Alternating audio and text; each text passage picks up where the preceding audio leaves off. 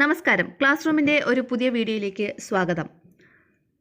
LSS USS പരീക്ഷയ്ക്ക് സഹായകരമാകുന്ന കുറച്ച് questions ഇന്ന് മലയാള മനോരമ ദിനപത്രത്തിലുണ്ടായിരുന്നു. വളരെ യൂസ്ഫുൾ ആയിട്ടുള്ള ക്വസ്റ്റ്യൻസ് ആണ്. നമുക്ക് ആ ക്വസ്റ്റ്യൻസും അതിൻ്റെ ആൻസേഴ്സും നോക്കാം. ഇനിയിപ്പോൾ വരാൻ പോകുന്ന LSS USS എക്സാമിന് ഇത് വളരെ ഉപയോഗപ്രദമാകും. ഒന്നാമത്തെ ക്വസ്റ്റ്യൻ ഇതാണ്. താഴെ പറയുന്നവയിൽ അതിവർഷം ഏത്? നമ്മൾ എങ്ങനെയാണ് അതിവർഷം കണ്ടുപിടിക്കുന്നത്? നമുക്ക് തന്നിട്ടുള്ള വർഷങ്ങൾ 4 കൊണ്ട് ഡിവൈഡ് ചെയ്ത് നോക്കാം. 4 കൊണ്ട് ഡിവൈഡ് ചെയ്ത് നോക്കുമ്പോൾ അതിൻ്റെ റിമൈൻഡർ 0 ആണെങ്കിൽ അത് അതിവർഷം, അല്ലെങ്കിൽ അതിവർഷം അല്ല. അങ്ങനെയാണ് നമ്മൾ കണ്ടുപിടിക്കുന്നത്. അപ്പോൾ ഇവിടെ 2022, 2023, 2024, 2025 4 ഓപ്ഷൻസ് ഉണ്ട്. ആൻസർ 2024 ആണ്. ഡൗട്ടുള്ളവർ 2024നെ 4 കൊണ്ട് ഡിവൈഡ് ചെയ്ത് നോക്കാം. അപ്പോൾ നമുക്ക് 0 ആണ് കിട്ടുന്നതെങ്കിൽ അത് അതിവർഷം, അല്ലെങ്കിൽ അതിവർഷം അല്ല. അടുത്ത ക്വസ്റ്റ്യൻ. മണിപ്പൂരിൻ്റെ തലസ്ഥാനം ഏത്? ഏതാണ് മണിപ്പൂരിൻ്റെ തലസ്ഥാനം? ഇംഫാൽ. ഏതാണ്? ഇംഫാൽ. അപ്പം ബാക്കിയുള്ളവ ഏതിൻ്റെയൊക്കെ തലസ്ഥാനമാണെന്ന് നോക്കാം നമുക്ക്. കൊഹിമ ഏതിൻ്റെ തലസ്ഥാനമാണ്? നാഗാലാൻഡ് അല്ലേ. ദിസ്പൂർ ആസാമിൻ്റെ തലസ്ഥാനമാണ് ദിസ്പൂർ. അഗർത്തല അത് ത്രിപുരയുടെ തലസ്ഥാനമാണ് അഗർത്തല. മനസ്സിലായല്ലോ. അപ്പോൾ മണിപ്പൂരിൻ്റെ തലസ്ഥാനം ഇംഫാൽ, കൊഹിമ നാഗാലാൻഡ്, ദിസ്പൂർ ആസാം, അഗർത്തല ത്രിപുര. ഏതു ദിവസമാണ് ഇന്ത്യയുടെ ദേശീയ ബഹിരാകാശ ദിനമായി ആഘോഷിക്കുന്നത്? ഓഗസ്റ്റ് 23, മെയ് 17, ഫെബ്രുവരി 28, ജൂൺ 5. ഏത് ദിവസമാണ്? ഓഗസ്റ്റ് 23 ഇന്ത്യയുടെ ദേശീയ ബഹിരാകാശ ദിനമായി നാം ആഘോഷിക്കുന്നത്. അപ്പോൾ എന്താണ് ഈ ദിവസത്തിൻ്റെ പ്രത്യേകത? ഓഗസ്റ്റ് 23 ചന്ദ്രയാൻ 3 ചന്ദ്രനിൽ ലാൻഡ് ചെയ്തത്.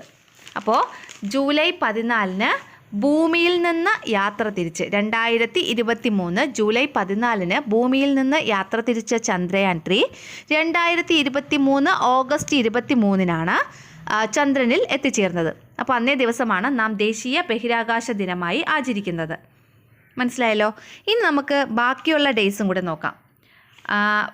ബാക്കിയുള്ളതിൽ ഏറ്റവും പ്രധാനപ്പെട്ട വളരെ ഇമ്പോർട്ടൻ്റ് ആയിട്ടുള്ള ഡേ ആണ് ജൂൺ 5. എന്താണ് ജൂൺ 5ൻ്റെ പ്രത്യേകത? ജൂൺ 5 പരിസ്ഥിതി ദിനമായി നാം ആചരിക്കുന്നത്. ജൂൺ 5 പരിസ്ഥിതി ദിനമായി നാം ആചരിക്കുന്നു. ഓരോ വർഷവും പരിസ്ഥിതി ദിനമായി നാം ആചരിക്കുമ്പോൾ ഓരോ തീം പറയാറുണ്ട്. അപ്പോൾ 2023 ജൂൺ 5 പരിസ്ഥിതി ദിനത്തിൻ്റെ തീം എന്താണ്? Beat plastic pollution. എന്താണ്? Beat plastic pollution. അതാണ് 2023 ജൂൺ 5 പരിസ്ഥിതി ദിനത്തിൻ്റെ തീം എന്ന് പറയുന്നത്. ഇനി ഫെബ്രുവരി 28 നമ്മൾ നാഷണൽ സയൻസ് ഡേ, ദേശീയ ശാസ്ത്ര ദിനമായിട്ട് ആചരിക്കുന്നു. എന്താണ് ഫെബ്രുവരി 28 ദേശീയ ശാസ്ത്ര ദിനമായി നാം ആചരിക്കുന്നത്? അത് CV രാമൻ പ്രഭാവം കണ്ടുപിടിച്ചത് 1928 ഫെബ്രുവരി 28 അപ്പോൾ ആ ഒരു ദിവസത്തിൻ്റെ ഓർമ്മയ്ക്കായിട്ടാണ് ഫെബ്രുവരി 28 നാം ദേശീയ ശാസ്ത്ര ദിനമായി ആചരിക്കുന്നത്. അപ്പോൾ ഈ 1928 ഫെബ്രുവരി 28 രാമൻ പ്രഭാവം CV രാമൻ കണ്ടുപിടിച്ചതിൻ്റെ ഫലമായിട്ട് 1930 അദ്ദേഹത്തിന് ഫിസിക്സിൽ നൊബേൽ പ്രൈസ് ലഭിച്ചു. ആർക്ക്? CV രാമന്. ഓക്കെ. അടുത്ത ക്വസ്റ്റ്യൻ. KG ജോർജ് ഏത് രംഗവുമായി ബന്ധപ്പെട്ടിരിക്കുന്നു? KG George. ഓപ്ഷൻസ്: പത്രപ്രവർത്തനം, സംഗീതം, ചിത്രകല, സിനിമ. ഏതാണ്? സിനിമ. KG ജോർജ് ഏത് രംഗവുമായി ബന്ധപ്പെട്ടിരിക്കുന്നു? സിനിമ.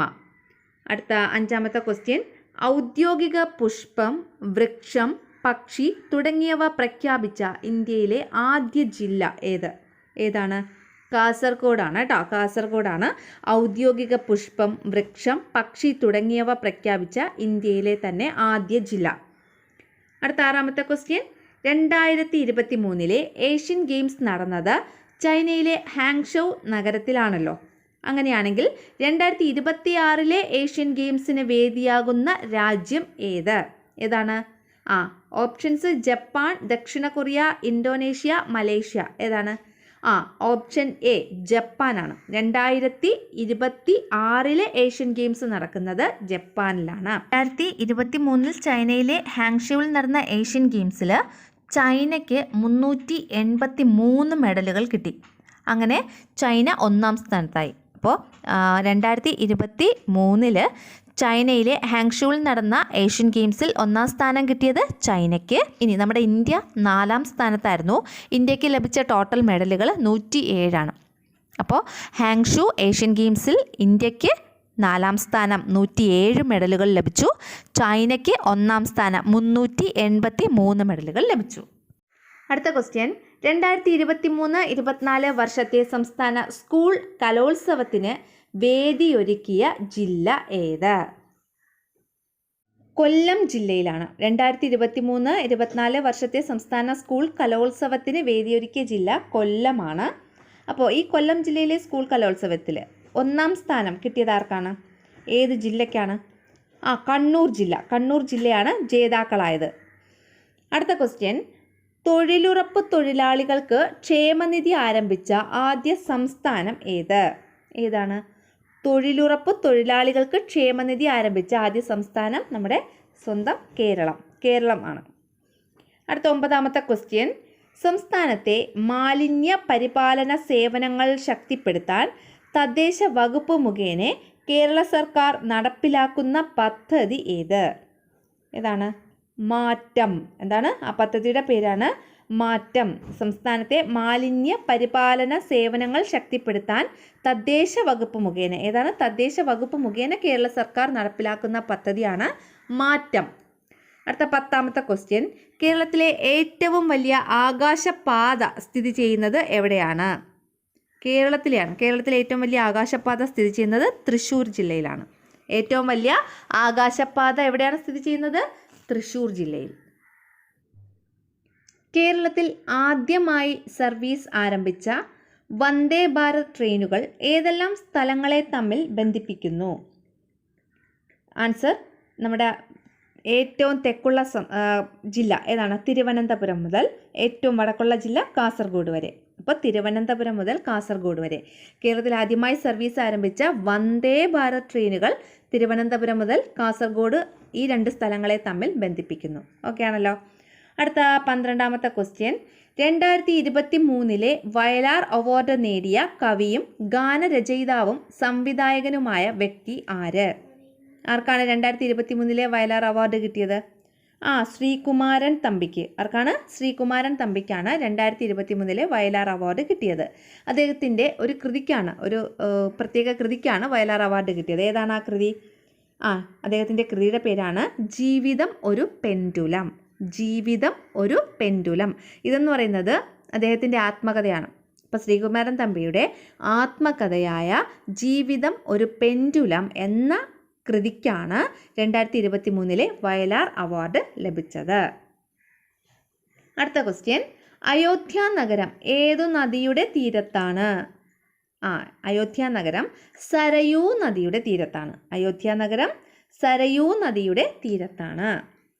അടുത്തത്, 2024 കേരളത്തിൽ ഏതു കലാരൂപത്തിൻ്റെ ശതാബ്ദിയാണ് ആഘോഷിക്കുന്നത്? ആൻസർ, കഥാപ്രസംഗം. കഥാപ്രസംഗം എന്ന കലാരൂപത്തിൻ്റെ ശതാബ്ദി എന്ന് വെച്ചാൽ 100 വർഷം. അപ്പോൾ 1924 കഥാപ്രസംഗം തുടങ്ങിയിട്ടുണ്ടാവുക. അപ്പോൾ അതിൻ്റെ ശതാബ്ദി ആഘോഷമാണ് 2024 നടക്കുന്നത്. അപ്പോൾ കലാരൂപത്തിൻ്റെ പേര് 2024 ശതാബ്ദി ആഘോഷിക്കുന്ന കലാരൂപം കഥാപ്രസംഗം. അടുത്ത 15-ാമത്തെ ക്വസ്റ്റ്യൻ, വിഴിഞ്ഞം രാജ്യാന്തര തുറമുഖത്ത് ആദ്യം എത്തിയ ചരക്കു കപ്പൽ.